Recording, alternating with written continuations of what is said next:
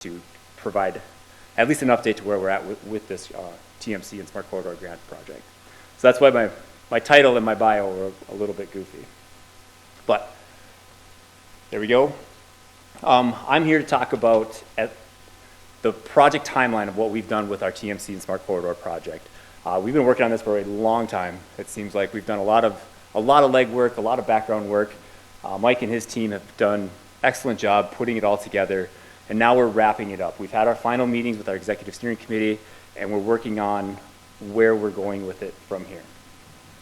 So, looking at the timeline, we got legislative allocation to match federal funds way back in 2021. That was 3 years ago that we've been working on this project, and I've given some version of this presentation at the Transpo Conference for the last 3 years. So when we got that money almost in hand to match those federal funds, then we spent a lot of time applying for different federal grants. How can we get some more federal money to match what our legislators had given us to move forward with the TMC project? So we applied for a handful of grants, and I forget all the ones that we did. But in winter 21, we were awarded a RAISE planning grant. And this was a grant to plan out a TMC and Smart Corridor. It didn't give us money to build anything. It didn't give us money to go out and really do anything infrastructure-wise, but it did get us the ability to get a consultant on board and start planning what a TMC for North Dakota would look like. At first, I was very hesitant. I thought we were wasting a whole bunch of time. Why can't we just get something going? We can start small and organically grow it. In the last 3 years, I've come around on that 180 degrees. What we've done here is lay the groundwork. We've got ideas and things that we can do incrementally, piecemeal. We know what the end goal will be, what that's going to look like, and that's all been the work the last 3 years. So once we got that grant, we had to then get an RFP, write up an RFP that would solicit a TMC and Smart Corridor project, a planning project. And again, I'm going to say this over and over, but we wanted to solve North Dakota problems. We didn't want an Atlanta TMC. We didn't need a New York City TMC. We wanted a North Dakota TMC. What problems did North Dakota have, and weather is one of those biggest pieces of the puzzle. How can we solve the problems that we have here? So we got a bunch of proposals from a group of very good consultants. I forget how many there were, but every interview was great. We ended up choosing Bolton and Menk, and they had partnered with WSP. So Mike and his team had the local experts of the Fargo metro area, the I-29 corridor, and then WSP had the national. They've done TMCs for those big national TMCs that you've probably all seen pictures or heard of. So it was a good combination of what do we have here and what's available nationally that we could take advantage of. So then working through all those contracts and making sure that, again, our goals were aligned, we were solving North Dakota problems. Mike kept asking us for information. Can we get crash data? Can we get speeding tickets and all kinds of different stuff that we're like, why do you need all this information, Mike? So we just kept supplying everything. Every time we'd get an email from some national organization, we'd forward it on to Mike. We'd work with our partner agencies, different data, we'd send it off to Mike. And that they built a bunch of tools that will come back here later on us, but there was a lot of information, it was a lot of effort to get all of that data put together. Then, once we started getting a plan in place on how we were going to attack the TMC, what went into the TMC, what would go into the Smart Corridor, we had to run that through our executive steering committee. That was designated as officials from the DOT, NDIT, Highway Patrol, NDSU, UND, and then also State Radio. So there's a bunch of agencies that had a lot of skin in the game for a TMC project. We ran our timelines through them and what we wanted to accomplish. They signed off on it. They agreed to allow us to go that way. And then Mike and his team started setting up meetings with all the stakeholders. There's a lot of stakeholders that go into a TMC for a statewide TMC for North Dakota. We had a bunch of state agencies, local agencies. I think we were bringing in some private firms, some stuff like that. So we wanted to get as much information from those people, and how can the North Dakota TMC solve your problems as well as the DOT's highway system problems. And again, we had a TMC stakeholder meeting and then also an I-29 stakeholder meeting. So pushing that forward, after they had collected all that information, Then they started to develop the business plan, the ops plan, getting all of the things that we wanted our TMC to do and put that in writing, and so we could check the boxes that, yep, this, if we have this problem, this is a solution. This is a solution that we could do. Putting that business plan and the ops plan together was a tremendous amount of effort, and they're pretty big documents when you start to read them and make sure that everything is in there. And we took that and we moved on to some public engagement. We had public meetings in Fargo and Grand Forks. We met with the public. We didn't get very good attendance from the public at the meetings, but we had a bunch of state agencies that were there, and everybody seemed to agree with what we were doing. But we did get a lot of public comments through the public involvement process, through our online comment submitting process. And a lot of those comments had to do with privacy. They were concerned that if we're out there with all our cameras and surveillance, that where's the privacy for the citizen? And we had to alleviate a lot of those fears, saying we're not monitoring individuals, we're looking at bigger picture things. And in addition to that, we also have 200 cameras across the state anyway, so this is nothing that's really new. That was a public engagement, and then we took that back and we finished up the facility plan. We worked, I spent a lot of time on that. The facility plan is pretty good, and Mike's gonna cover that in his slides. Working together with some partner agencies, there were some things going on in the background that we were trying to do a lot of coordination. We decided that our facility plan would then be, what would the DOT need for a TMC? Obviously, we can share facilities with other people, but what does the DOT need as a core facility? So that's what we put into that plan. And then also the Smart Corridor plan was wrapped up here this last winter as well. Along I-29 from South Dakota all the way up to Canada, what types of devices, ITS things are out that we can put out there that would be a good fit for what North Dakota has going on. And then we had a final ESC presentation. We met with the executive steering committee. We presented all this stuff. We had a planning document, a decision document that had a lot of check boxes and stuff that we're still working on finalizing, but it's pretty close to being done. The executive steering committee was in agreement with what we're proposing and how we proposed it, that there's a short-term facility, there's a long-term facility, and then all the stuff that the TMC would do for us. So now we're in the phase of evaluating funding, staffing, and what we need for operations. So that's where the planning grant is going to end. We have the money, we had the money to do the planning grant. Bolton and Menk, WSP did a fantastic job putting all that together. Now it's on to the DOT, figuring out where do we go from here? Where do we get more staffing? Where do we get more funding? What problems do we want to solve in the long term versus the short term? What can we do now? What can we do into the future? So then our 0 to 3 years, again, we're planning on putting something in our DOT building. On the 3rd floor, we're going to put some cue walls up and put some more TVs in there and get some. We'll figure out a way to staff it at least during business hours. Trying to start small, figure out the problems that we have again. What can we do with the resources that we have now? Because we don't have funding, we don't have extra staffing. We'd have to pull all this stuff from somewhere else. So how can we start small now in 0 to 3 years?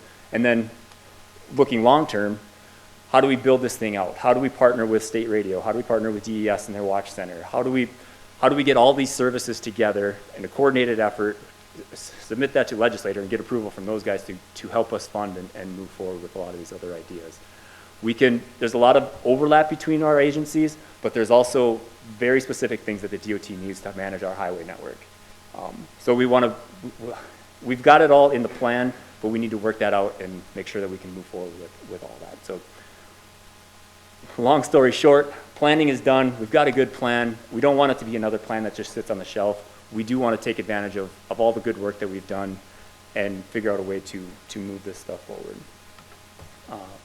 So kind of putting a bow on all this, there were so many agencies that were integral to us getting this far. I'm not going to read them all off because I'm sure I missed a lot of them, but we had a lot of help. We got a lot of information, a lot of input from a lot of different places, and that was necessary to get to this plan to where it is now. It was a tremendous amount of work. Thanks again to Mike and his team at Bolton and Menk, the WSP team. I think they've done a fantastic job. If you guys ever get a chance to read through some of these plans, they're very detailed. Hopefully we can take advantage of that and move stuff forward. And then that's really all I had. You can see my new title up there in local government. My Email's the same, but my phone number did change. And it's hard to walk away from this project because I did like it a lot, but I think it's in good hands with the maintenance crew and the work that these guys have done. And I can turn it over to Mike. I do want to start by giving a kudos back to Brandon, Wade, Brad. Great leadership throughout the entire process. I'm a pretty excitable person, but I can tell you this was by far the most fun project I've ever worked on. No offense to anyone that I've worked on other projects in the room. Let me turn the volume up. But now, they're about to get smart. As part of the Smart I-29 and Transportation Management Center, or TMC project, led by the North Dakota Department of Transportation. This initial planning effort will determine the feasibility and funding viability of the following vision. The purpose of this project is to provide a roadmap to build an innovative statewide transportation management center in North Dakota that incorporates a smart corridor along I-29 to better manage the state's networks of devices and sensors, expand roadway monitoring and condition reporting to an around-the-clock year-long schedule, and streamline the deployment of advanced technologies. I-29 is a critical corridor for North Dakota in many ways. It provides connectivity nationally and internationally. The Pembina-Emerson point of entry is the 5th busiest land-based crossing on the U.S.-Canada border and has direct access to several significant freight distribution centers. Unfortunately, 5 of the 10 most significant freight bottlenecks on I-29 nationwide occur in the Fargo area.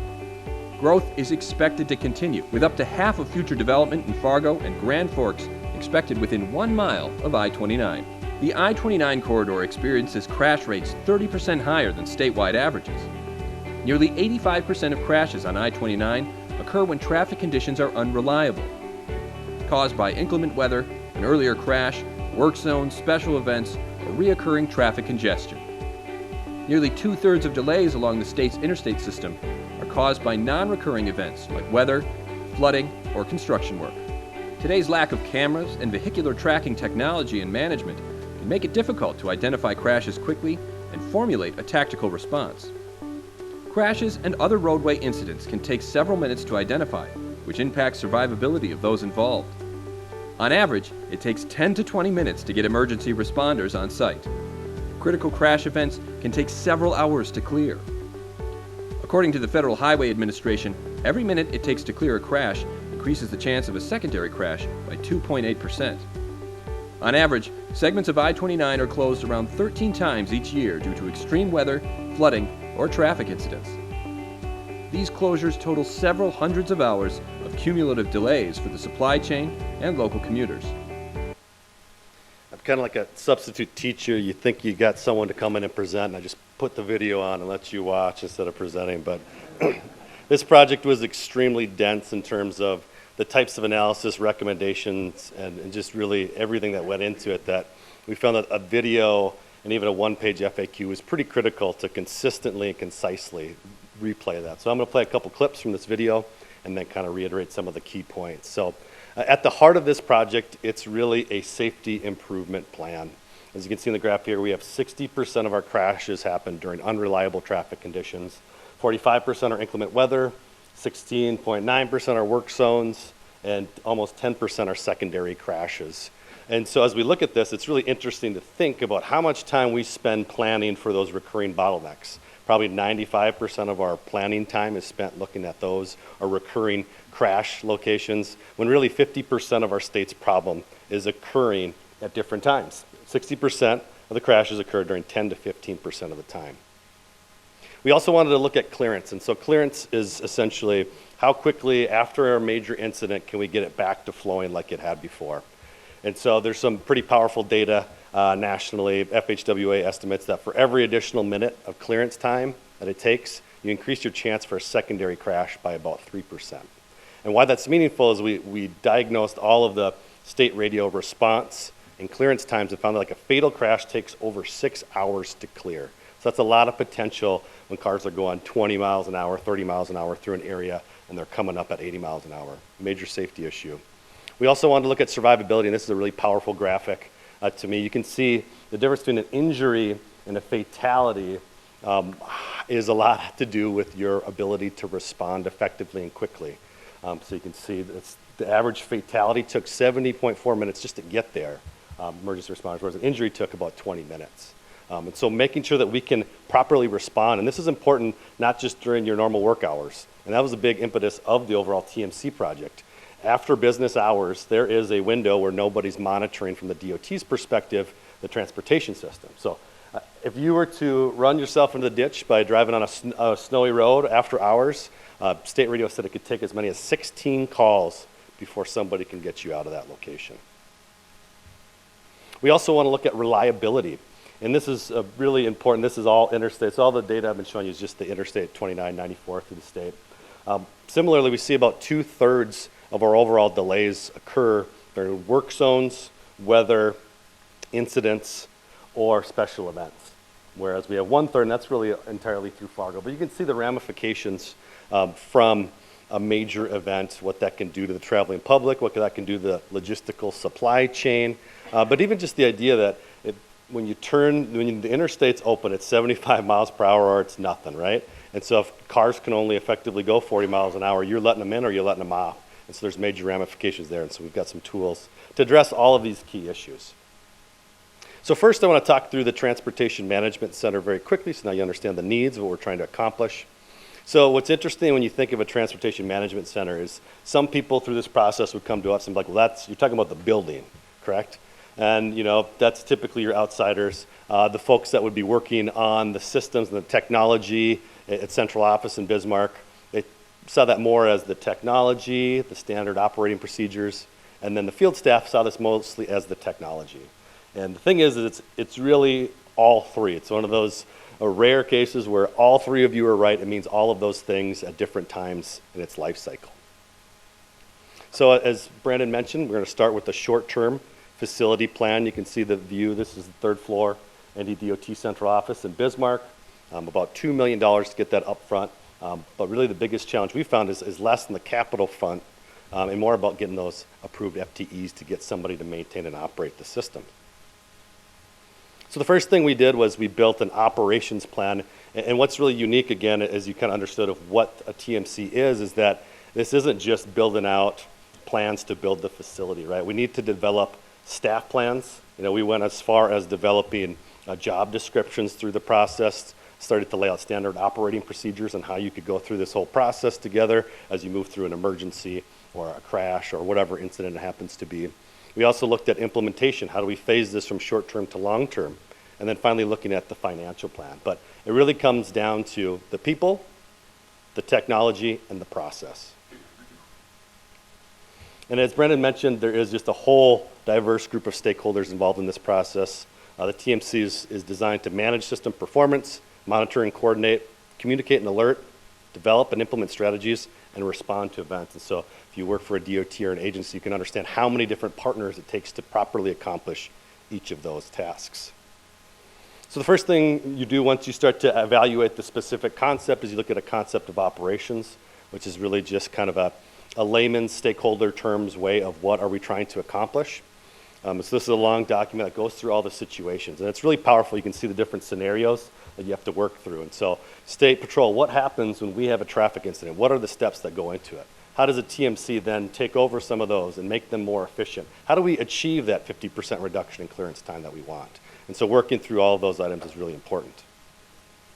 We also then moved it into requirements, and moving through some of this pretty quick. Some of this is pretty dense. But just want to illustrate the extent in which this plan took this. This wasn't just a vision, hey, let's do it, put it here, it should work fine. It goes all the way down to itemized, detailed descriptions of the things we need to accomplish through this process so that you can take this forward and hire a vendor to be able to get this built. We also moved this into a long-term facility plan. And this, again, it was a lot of technical information from the civil and architecture, mechanical, electrical, even went as far as figuring out where we could swipe badges in this area but not in that area, and really went through the whole process. And as Brandon mentioned, WSP led this effort, and they're the national leaders in TMC development. And so it was really interesting to hear their perspective on what works where and why you should do different things. Like, for example, cut into a cross-section view. What happens if there's a major blizzard and everyone gets stuck there and your next shift can't come in? We've got to manage this thing 24/7. But none of that. The blizzard's our most important time to do that. Where do people stay? You know, what facilities do we have to have as a part of that, and really incorporating that into the overall vision. Thinking about how you collaborate, all the way down to, I swear we had a 20-minute conversation on the types of computer screens we were going to use. It got pretty long there in the middle. I mean, even I was thinking, this is pretty detailed.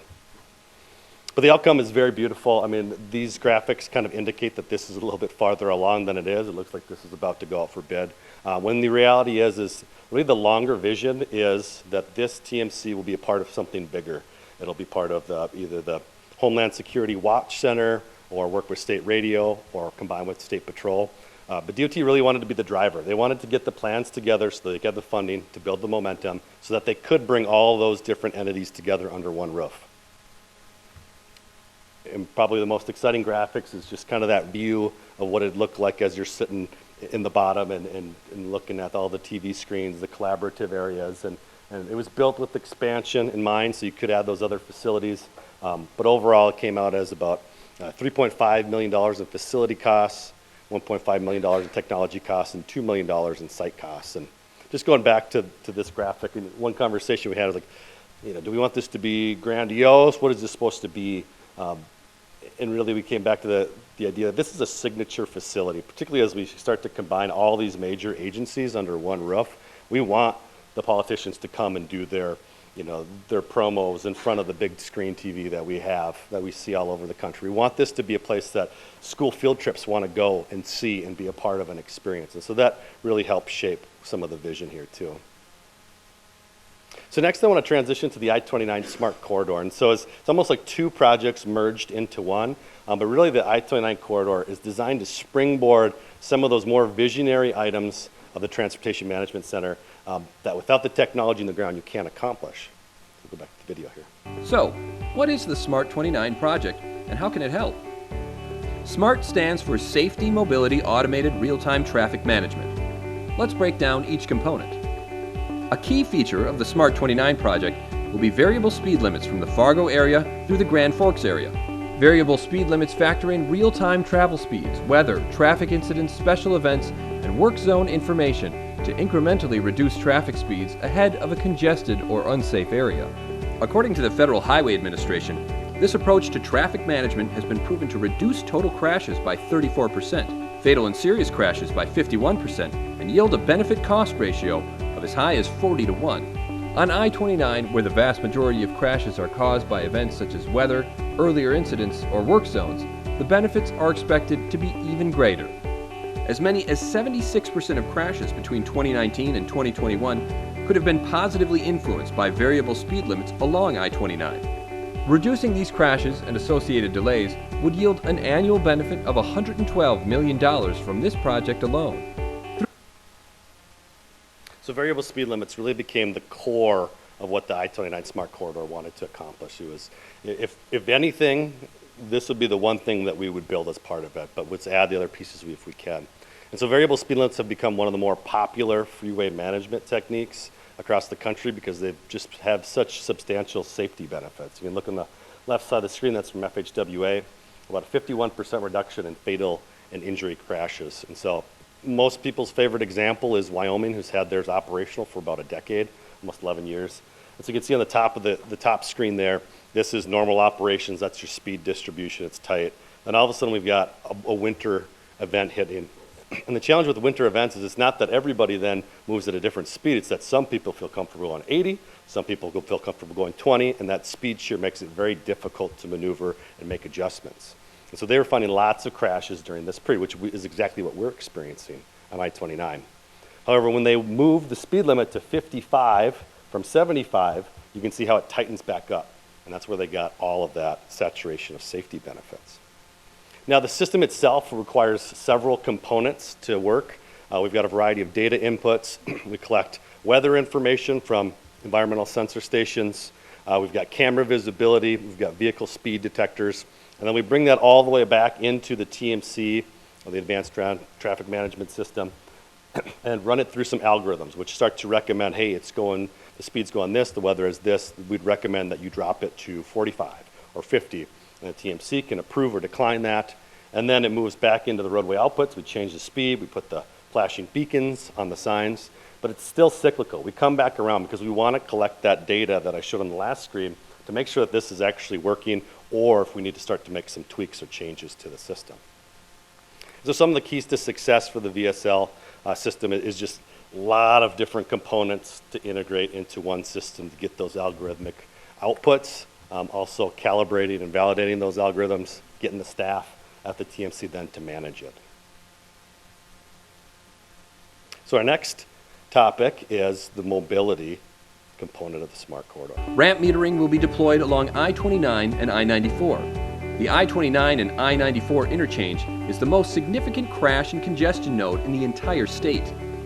Bottlenecks at and around this critical interchange create over 65,000 hours of delay annually. Growth through the Fargo metro area is expected to double traffic demand on I-29 by 2050, which will exponentially impact travel times and freight reliability through the area. Preliminary analysis indicates that ramp metering has the potential to reduce 75% of peak hour delays and reduce critical travel times by 50%. This is consistent with applications in the Minneapolis-St. Paul metro area and more than a dozen other tested applications across the country. Ramp metering is also expected to reduce crashes in the area by as much as 50%. Ramp meters are traffic signals installed at freeway on-ramps to control the frequency at which vehicles enter the flow of traffic. Ramp metering would only operate when mainline traffic congestion approaches unacceptable levels, meaning it's estimated that the system would only operate for a few hours a day. During those times, it may be best for local drivers to utilize local routes to facilitate improved operations for regional freight and commuter trips. So all told, we could see some pretty substantial benefits. In fact, when we went to the public, we only showed a benefit cost of greater than 20 because the number got so high as we started to look at all the amount of delay that we had through the Fargo-Moorhead metro area. And if you remember on that pie chart, you know, your first takeaway is, wow, 2/3 of the congestion and delays are caused by different things that I don't normally plan for. But then my other takeaway was, wow, 1/3 of all of the interstate's delays happen in Fargo, right? I mean, that's the other takeaway that you have there. And so it's a tremendous amount of local traffic using the system. You can see as much as 77% of that traffic is just people circulating internally with the trip that is within the metro area. And that benefit cost is just centralized to the interstate system, so not impacts if traffic diverts elsewhere. And so just, you know, reiterating what the video kind of mentioned, this has been proven to have similar benefits across the country.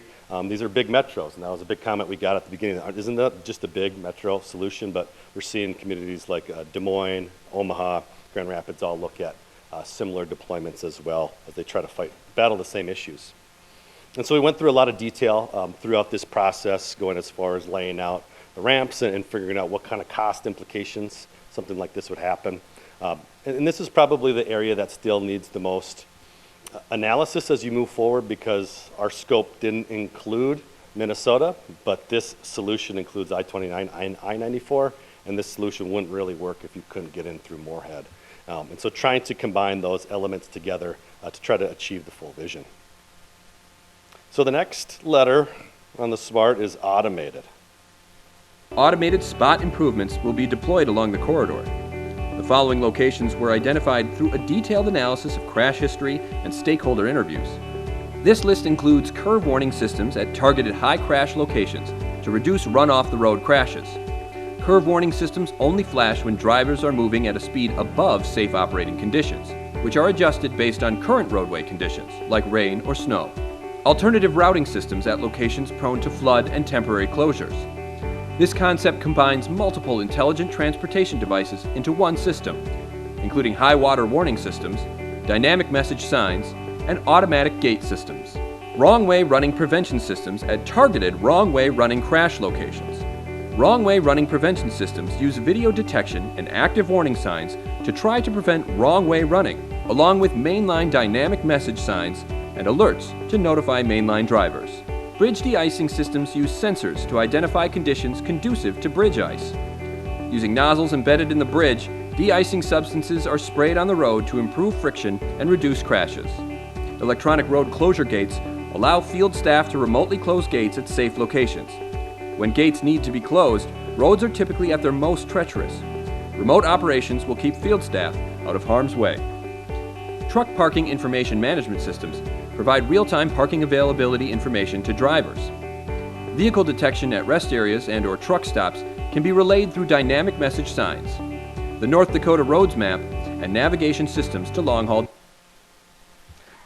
So you're starting to get the feeling this is a pretty ambitious plan. I think, at the beginning I said it's almost like two projects in one. It kind of ultimately, you could argue that any one of those spot improvements could be a pretty impactful individual project. So as I mentioned before, that video helps concisely relay some of that, so I'm not going to reiterate what each of these concepts are, but I just want to add a little nugget to each. So curve warning, I think that's pretty obvious how that overall operates. But you can see that we've got, if you're interested, there's two locations we have between Fargo and Grand Forks. It's nice that I-29 doesn't have a lot of horizontal or vertical curvature, but we do have a couple of spots where there are quite a few run-off-the-road crashes where curve warning system could be really valuable. We also have two locations we looked at from a wrong-way running perspective, really just due based on the proximity to the railroad line and Highway 81. People go over the bridge, the railroad bridge, and they think they crossed over, and they go the wrong direction. So using that wrong-way running system to really help minimize those highly severe crash types. Electronic road closure gates. There are 22 gates on I-29 as it stands today. And so really providing that benefit to field staff to be able to not have to be in the snow when things are most treacherous to really lower or raise the gate. But also it added some new opportunities to have different locations that people couldn't historically get to, that we close it at different spots, which actually creates more utility for certain areas along the interstate. The alternative routing system was really several devices put into one, but you can see the value on the left side of the screen.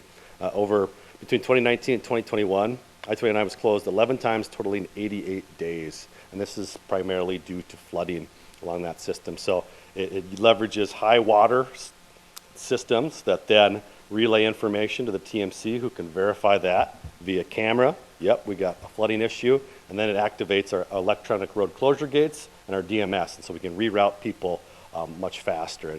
And just hearing the stories about how that worked before, it was hundreds of hours of staff time to prepare for this, to deploy technology, and then just have State Patrol help manage and operate that on a day-to-day basis. We also include truck parking information systems as part of the vision. Recognizing that I-29 doesn't have more than 3 rest areas overall, but we feel like this was the perfect place to start as something that we'd want to look across the entire state, but really connect to the adjacent states that are doing the same thing so that long-haul drivers can have a good understanding of where they can rest at night.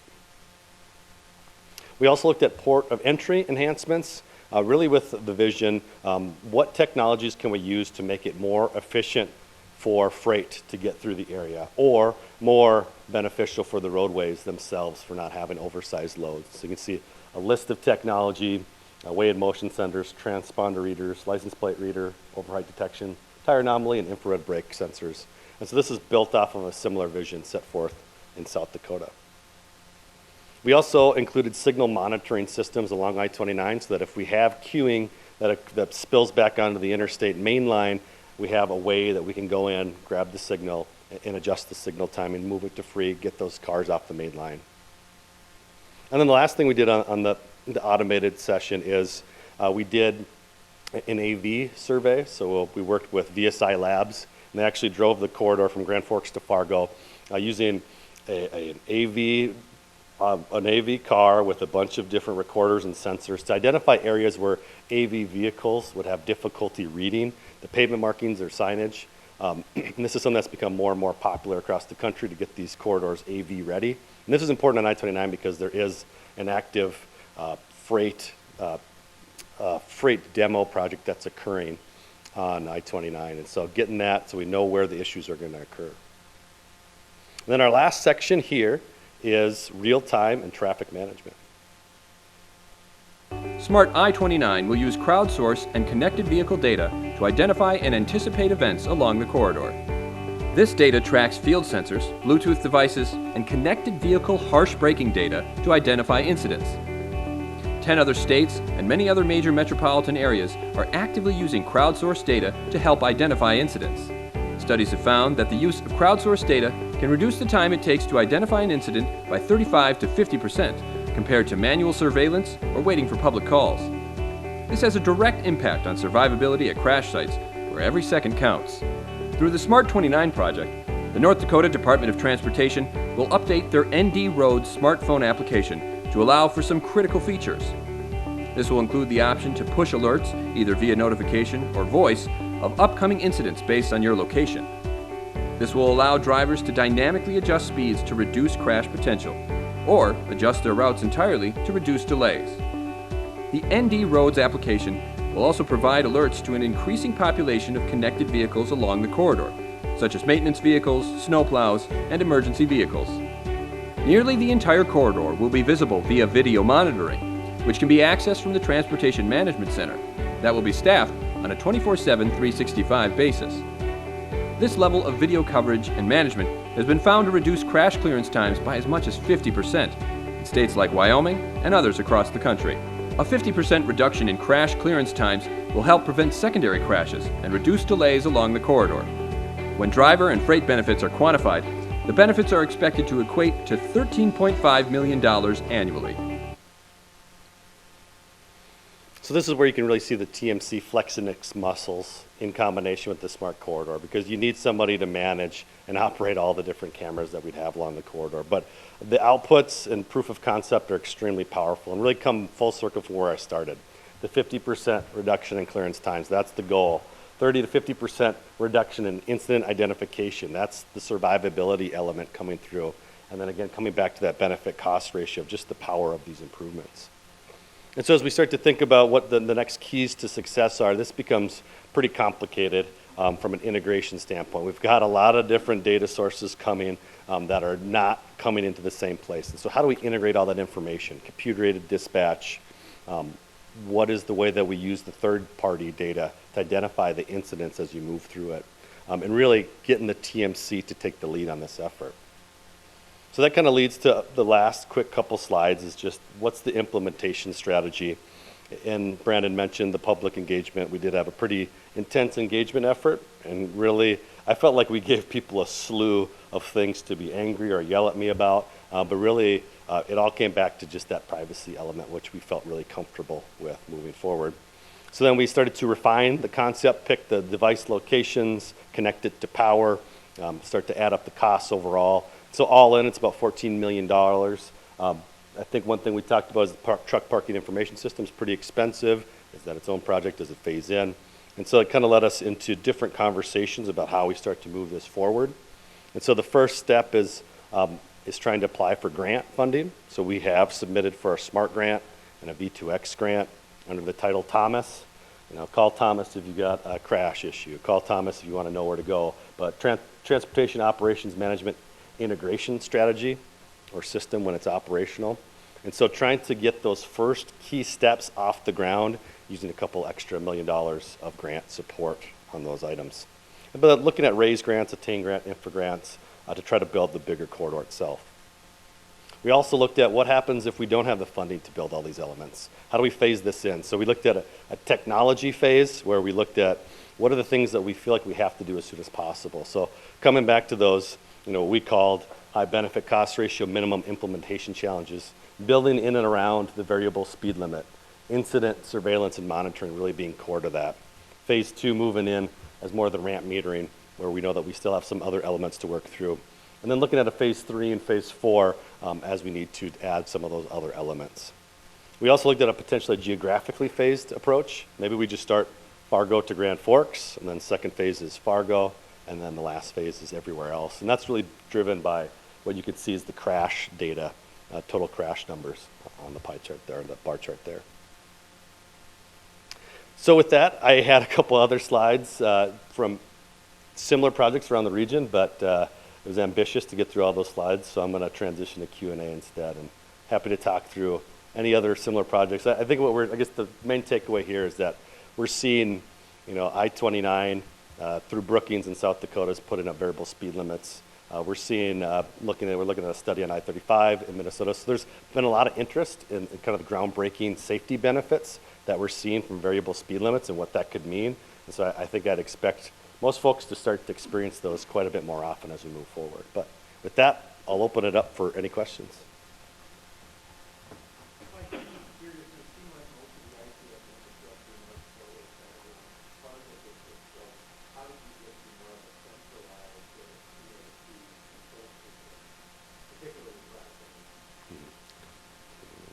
how did we get there? Or I guess I didn't follow the question. How do we expect to manage it?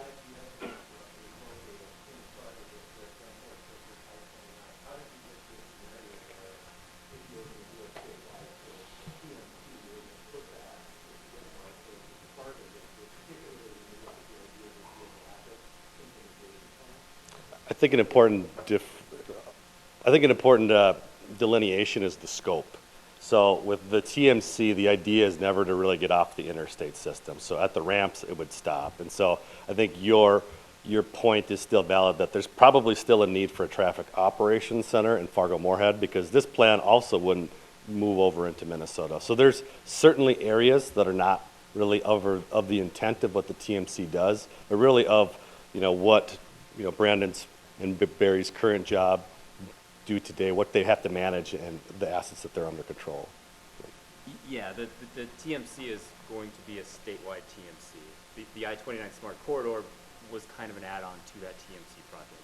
So the TMC is still going to manage all of our other devices across the state. And like Mike said, in Fargo, we would expect to manage the freeway system, and once we get off of that, then that could be a local or an MPO kind of situation, operations center. And as it regards to the technology, I think the goal to have the two projects together was that we would have more technology to manage through the process, because managing it itself is only part of the battle as you try to mitigate all of those issues we talked about at the beginning. Next question. Wait again.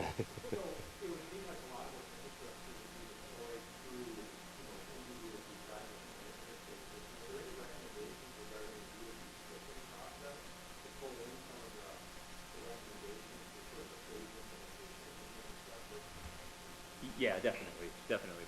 Once we've got the plan in place now, we'll work with our scoping people and see where we have projects coming through, or where it would make sense to add them in addition to adjacent projects. In this phased graphic is designed to kind of break it up if we have to break it up. I think the idea, though, because we're not talking about $100 million worth of improvements, that we have to break it up. What we're really talking about, anywhere from 12 to $14 million. It seems very, as much as we showed on the screen, from a cost perspective, it's not as intense. It's pretty intense from an engineering and integration perspective, but it's just different scales of cost as you go through that process. But Managing and staffing.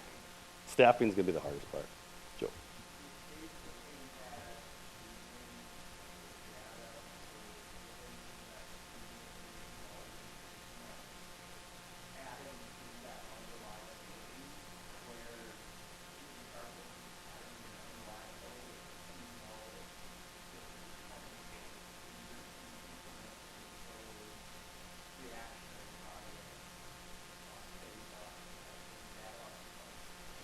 Definitely.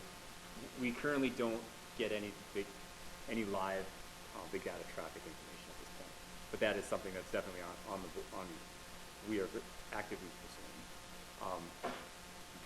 Asterisks everywhere, but when we start looking at traffic data, especially during events, we lose a lot of the probe accuracy.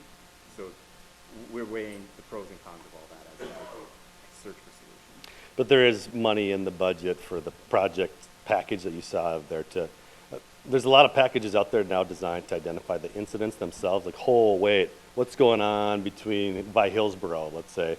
Speeds are down to 40 miles an hour, because we're recommending cameras every mile. So you can't have someone, even in the TMC, clicking between every camera and hoping that your incident rates go down. We send alerts, someone checks, we make a plan, that's how we do that. But that is a big component of what would go into that. Okay.